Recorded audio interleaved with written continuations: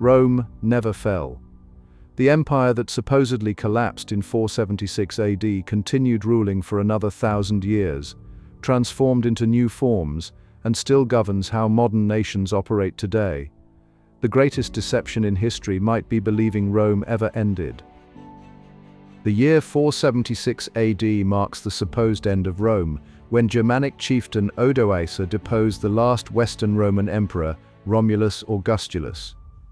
History books present this as civilization's collapse, the moment barbarians extinguished the light of the ancient world. But modern historians have uncovered a troubling problem with this narrative.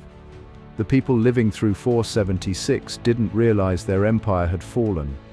No contemporary source declared Rome dead. The Senate continued meeting. Roman law remained in force. Citizens still identified as Romans. The date historians chose as Rome's endpoint was selected centuries later, a convenient marker that obscures a far more complex reality. The Eastern Roman Empire never acknowledged any fall. Constantinople remained the capital of an empire that called itself Rome, spoke Greek, and preserved Roman law and administration for another millennium.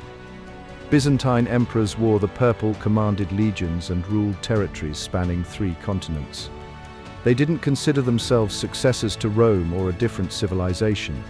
They were Rome, continuing unbroken from Augustus through Constantine to the final siege in 1453.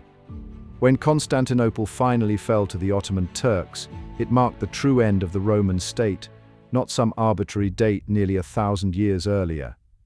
The empire that supposedly died in 476 had actually been thriving in the East, governing millions under Roman law. The Catholic Church became Rome's most successful heir, absorbing its organizational genius and spreading it across medieval Europe.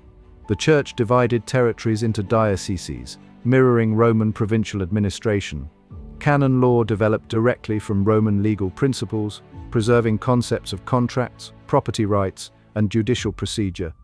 Latin remained the language of education, law, and diplomacy for 1,000 years after Rome's supposed fall.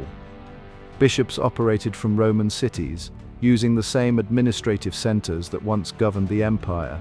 The papal hierarchy replicated Rome's bureaucratic structure, creating a spiritual empire that governed European minds as effectively as legions once controlled bodies. Medieval Europe wasn't post-Roman. It was Roman civilization wearing ecclesiastical robes. On Christmas Day in the year 800, Pope Leo III placed a crown upon Charlemagne's head in St. Peter's Basilica and proclaimed him Emperor of the Romans. This wasn't symbolic theater. It was a deliberate claim that Rome's imperial authority had transferred to the Frankish king. The Holy Roman Empire emerged from this moment, asserting unbroken continuity with ancient Rome through papal sanction. For over 1,000 years, German emperors ruled territories from the North Sea to Italy, insisting they governed the legitimate Roman state. Their claim rested on a powerful argument. If the Pope could create emperors in ancient Rome, he could create them still. Roman law never disappeared from European civilization. It became the skeleton upon which modern legal systems built their flesh. The Corpus Juris Civilis, compiled under Byzantine Emperor Justinian in the 6th century, preserved Roman legal thinking in comprehensive form. Medieval universities rediscovered these texts in the 11th century, sparking a legal revolution across Europe. Concepts Romans invented, contracts, property rights, corporations, legal precedent, became the foundation of civil law systems governing most of the world today. Modern courts still reference Roman principles when interpreting statutes. The language of law remains Latin. When judges speak of habeas corpus, they invoke Rome's authority across 2 millennia of continuous legal tradition. When Mehmed II conquered Constantinople in 1453, he didn't see himself as Rome's destroyer, but as its rightful heir. The Ottoman Sultan adopted the title of Kaisar-i Rum, Caesar of Rome, claiming the imperial throne through right of conquest. Mehmed rebuilt Constantinople, preserved its administrative systems, and positioned himself as protector of the Eastern Orthodox Church, just as Byzantine emperors had done. The Ottomans maintained Roman tax structures, provincial governance, and even employed former Byzantine officials to run their empire. For centuries, Ottoman sultans insisted they ruled the legitimate Roman state, the third and final Rome after the fall of the West and Byzantium. When Constantinople fell to the Ottomans, Moscow saw opportunity in catastrophe. Russian Orthodox monks developed a theory that positioned Moscow as the Third Rome, the final guardian of true Christian civilization. The First Rome had fallen to heresy, the Second Rome to Islam, and now Moscow alone preserved the authentic imperial tradition. Ivan III married Sophia Palaiologina, niece of the last Byzantine emperor, creating a bloodline claim to the Roman throne. His grandson Ivan IV adopted the title Tsar, a direct Slavic derivation of Caesar.